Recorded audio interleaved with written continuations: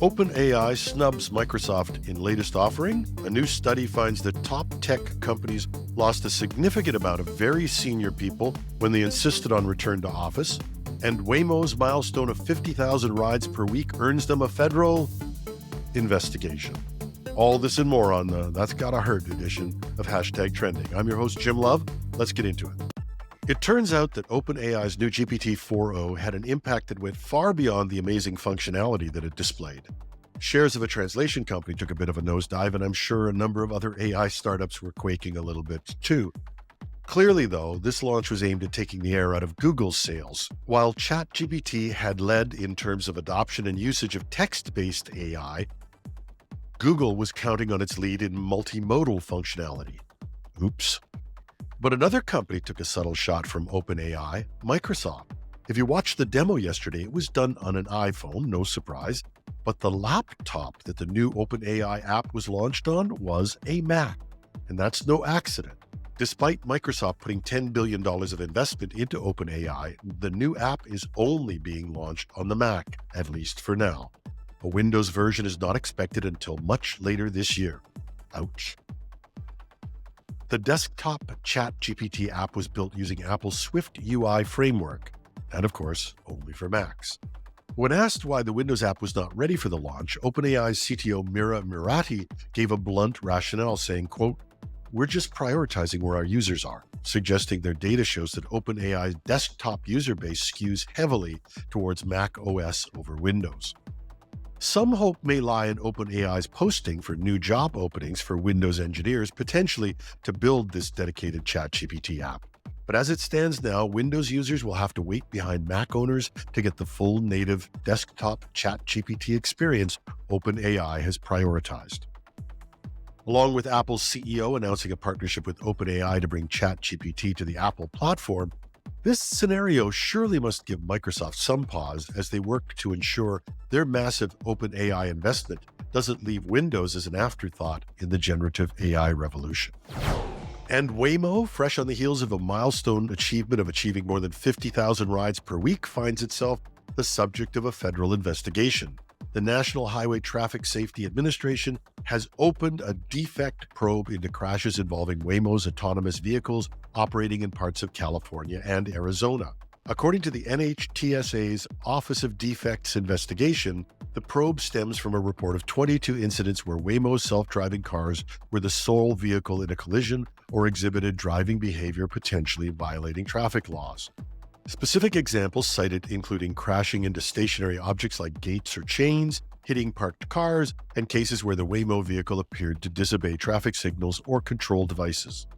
While Waymo touts its proud safety record of tens of millions of autonomous miles driven, these recurring incidents raised enough red flags for federal investigators to take a closer look at the potential defects in the system.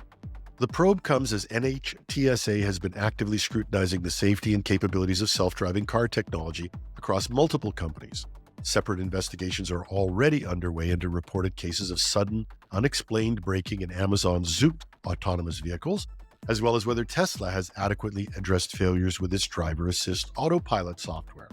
For Waymo, which just announced reaching over 50,000 paid rides per week across its autonomous taxi services, any findings of safety deficiencies could prove damaging both financially and to public perception. The self-driving car movement has long pledged their AI-powered systems will be safer than human drivers, but as the technology expands to more public roads, one preventable crash after another keeps subjecting it to heavy scrutiny from regulators. Waymo said it's cooperating fully with NHTSA's investigations as the pressure mounts to prove these autonomous systems are truly fail-safe and ready for ubiquitous deployment. A new study is shedding light on an unintended consequence of big tech companies pushing employees to come back to the office full-time, losing their most experienced and valuable talent in the process. Researchers from the University of Chicago and the University of Michigan examined personnel moves at Apple, Microsoft, and SpaceX in the months after each company implemented a return-to-office mandate in 2022. What they found was a spike in departures among senior-level employees who instead chose to leave rather than give up remote or hybrid work flexibility. At Microsoft, the share of senior talent as a portion of its total workforce declined over 5 percentage points after the return to office policy took effect. For Apple, it was a 4 percentage point drop in the senior employee ratio. And at SpaceX, which had a strict full-time in-office requirement, a staggering 15 percentage points of its senior staff headed for the exits.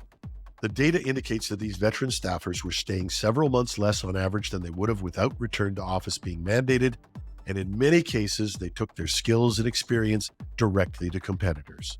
The findings suggest that despite leaders like Tim Cook and Elon Musk touting the benefits of in-person collaboration, top tech talent wasn't buying it, opting out even if it meant leaving prestigious roles. As one researcher put it, these policies had a negative effect on the workforce tenure and seniority that companies should have carefully weighed against employee preferences. Both Microsoft and Apple pushed back on the study's conclusions regarding attrition rates, but the universities say the resume data doesn't lie. The study reinforces how heavily the return to office debate has played out in the tech sector, with companies trying to reestablish pre-pandemic norms despite many workers' newfound desire for flexibility. And whether it's driven by productivity, recruitment, or simply personal lifestyle reasons, senior staffers demonstrated a willingness to vote with their feet and jump ship over the issue. For many companies set on these mandates, they may have to brace for replacing some of their most seasoned and skilled personnel as the future of office work gets determined. But at least one of these companies has found a way to monetize these return-to-work policies. Microsoft is aiming to make hybrid and flexible office work a little less fraught with a new AI-powered service called Places. As more companies push return-to-office mandates or hybrid schedules, Places is designed to help coordinate when employees actually come into the workplace by sharing that data within teams. The Places app allows workers to input which days they plan to be on site, view when colleagues are scheduled, and even set priority office dates if needed. It integrates with Outlook calendars and Microsoft Teams to centralize that office attendance data. But in typical Microsoft fashion, Places won't be just another workplace app. The company plans to deeply tie it into their flagship Copilot AI assistant, but as a paid edition. Using natural language, employees will be able to ask Copilot to analyze the Places data and suggest optimal days to come into the office based on who else will be there and who's available for FaceTime. It's Microsoft's AI-infused answer to the friction and morale hits many companies have seen with heavy-handed return-to-office policies. Rather than just mandating attendance, Places lets employees negotiate these hybrid schedules with input from Copilot's machine learning. Of course, Places itself will be layered into Microsoft's paid Team Premium subscription when it rolls out later this year, another way for the company to add value to that AI-centric offering.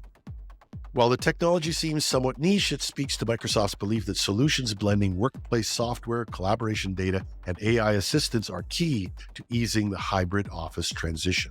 And instead of fighting pandemic-era work flexibility, Places represents their approach to better enabling it, reinventing how, when, and why we commute to a physical workspace in the AI era. And the fact that it adds another few dollars a month into the ever-growing extra monthly charges for AI add-ons to software, bonus. Ka-ching. And that's our show for today. Show notes are posted on our new home at technewsday.com or .ca, either works, and you can even play the latest or past episodes on our homepage. We're also on YouTube with our experimental video show, getting ready for bigger and better video over the summer. We love your comments and suggestions. You can reach us at editorial@technewsday.ca. I'm your host, Jim Love. Have a wonderful Wednesday.